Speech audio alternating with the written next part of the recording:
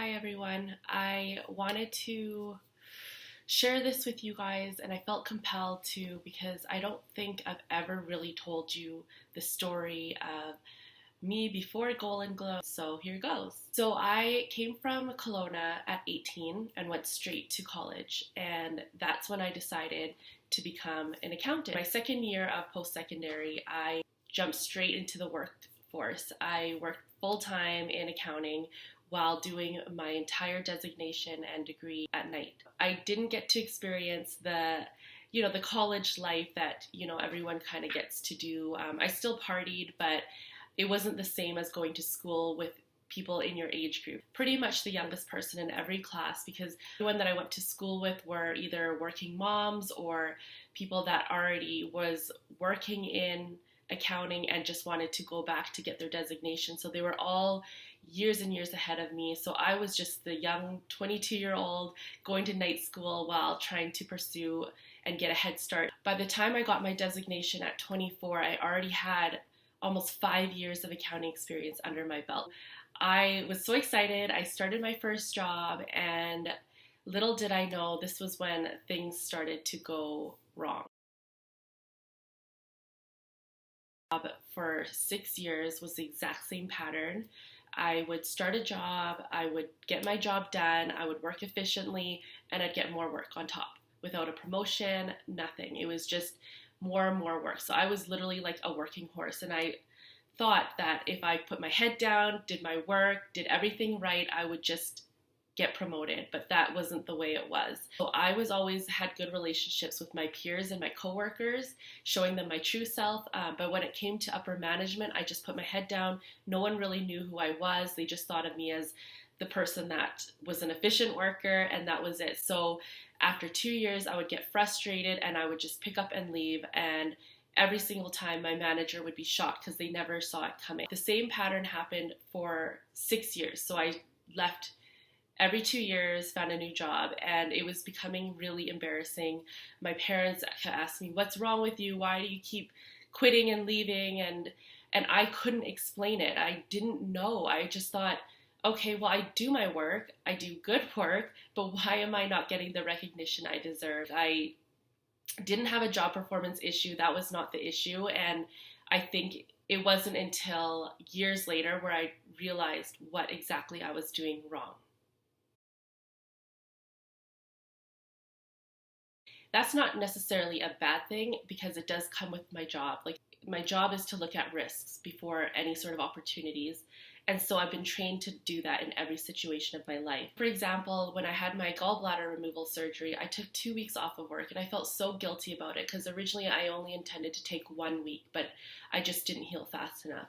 And my manager would message me and say, "How are you feeling? You're so missed at work. We're so busy. Like, we can't wait for you to come back." And I took it as, is she making me feel guilty because I'm sick at home? Like, now I feel bad. Like, maybe I shouldn't have took the extra week off. That I worry more, and that's mixed in with my high anxiety and high fear. I'm super afraid of things. I have a lot of anxiety, which means I need a lot of information before I can move forward. Whenever people kind of confront me, or if I'm in some sort of conflict, I get defensive. I get withdrawn. I don't even want to talk to them about it. I just shut out. And that is not good for anybody. My interdependency was super low, which means I don't do well working in a team or a group setting. You do the work or I do the work, but we can't do it together. If there's too much back and forth, that's when I disconnect and I'm like, you know what, you take it all. I don't care what the outcome is, but I just can't be involved in it. And that has to do with my low joy and my low love, because everything is so depleted because I am so caught up in all of the distressing feelings. I have high intensity. So that just means that I experience life so much more intense, 98% more intense than other individuals.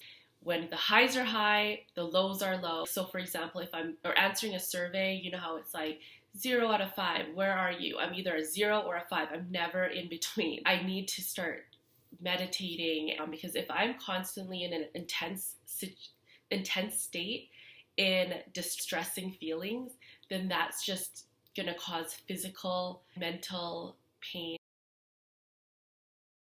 My dad was so intimidating. I was so terrified of him. I would literally walk on eggshells when he was home.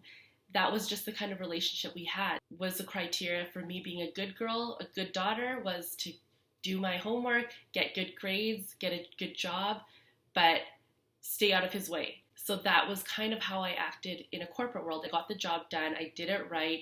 I did it efficiently, but I never connected in a human, social way with the people for them to even know that I maybe even care about this job. They probably thought of me as the person that clocks in, clocks out, doesn't care to know anyone. Why would we promote her?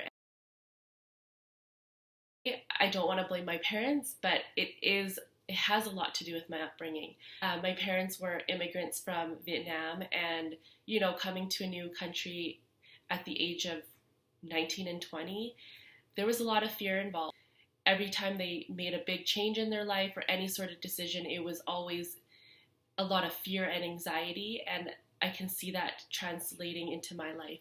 So, for example, anytime I wanted to switch a job, it was always, no, you shouldn't, you should stay where you are. So my parents always kind of made me think of the negative side of things for everything in my life, and that's how I am. So whenever there's something that's positive, even if it's a trip, if someone suggests, oh, let's go to Mexico next year, I always resort to, is this a good idea? And I can't get excited about it until I think about all of the risks and all of the other facts before I can get really excited about something. So that has been truly alarming for me, to realize that I'm always accessing distressing feelings more than the positive feeling.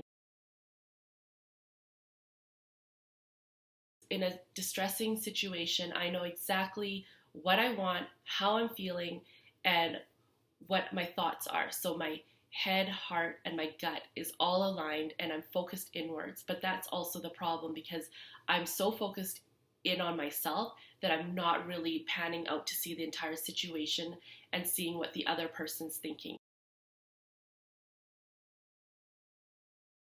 I started another role beginning of last year, and it's been going really well.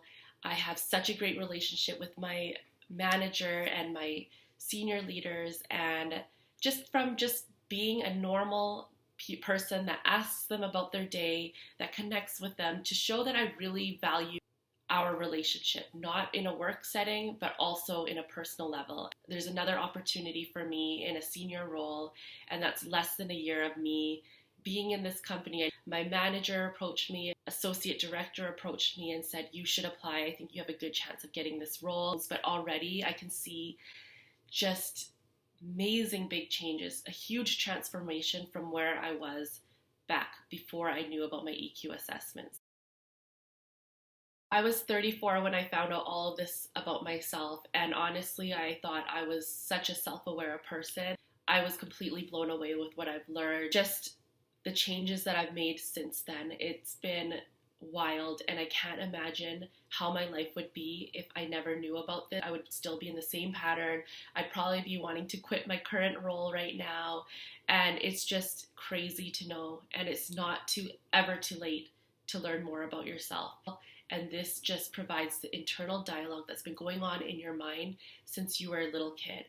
So I just wanted to share all of this with you, being vulnerable and sharing all of the things I've done wrong, all of my lessons, because I wanted to let you know how much this has truly helped me as a person in my professional working life. And I hope that you enjoyed this. Please comment below if this is something that you would be interested in learning about. I would love to share more about how an EQ assessment can help you in your current situation.